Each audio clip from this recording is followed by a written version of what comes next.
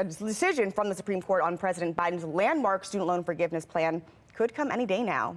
But before the high court's summer recess in July, we want to bring in the taxpayer impact and the economic impact it could have. David Williams with the Taxpayer Protection Alliance. Good morning.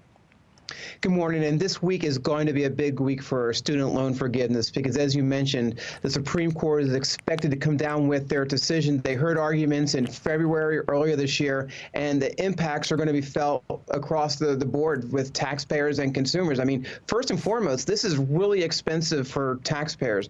We're talking about $5 billion a month, and some have estimated that this forgiveness, and the forgiveness is $10,000 for people making less than $125,000.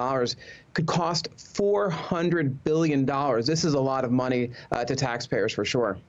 And I also want to mention that there has been reports that a lot of student loan borrowers have since made other obligations to debt, and there has been an issue with potentially being able to pay that money back. So I want to talk a bit about the ripple effects that this could have on the economy. What is your view?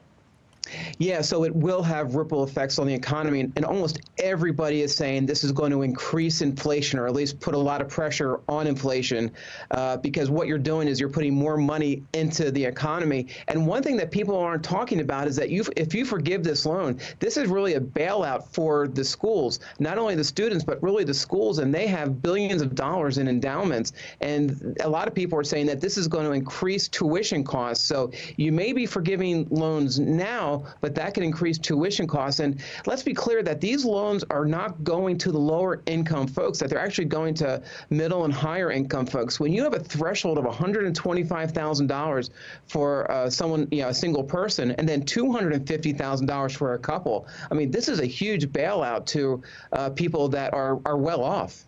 A Deutsche Bank estimates that resuming student loan payments could cut American spending by up to $14 billion per month. How does that stack up to the tax implications?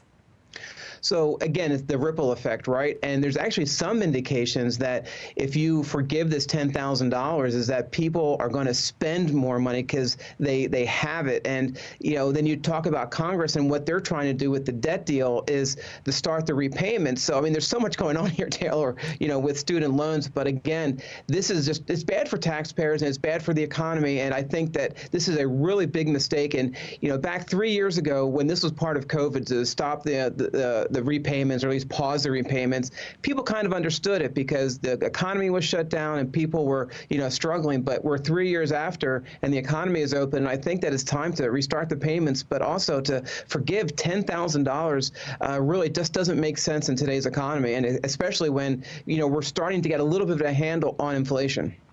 I guess the question really comes down to what the courts are going to have to decide is, did Biden overstep his authority in making this promise? And if so, do the Republican-leaning states who have issued this fight in court, do they have the liability to actually sue the government here? So we'll have to wait and see how it plays out. But from your take, bad for taxpayers, bad for the entire economy as a whole.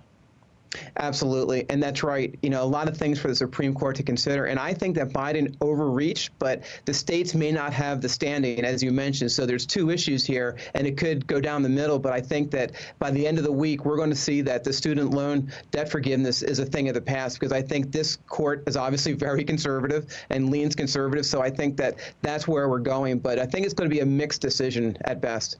All right. We'll wait and see. Thank you so much, David Williams. Thank you. I'm Megan Gillen. Thanks for watching. Here's another video to watch. Also, please take a moment to subscribe to our channel.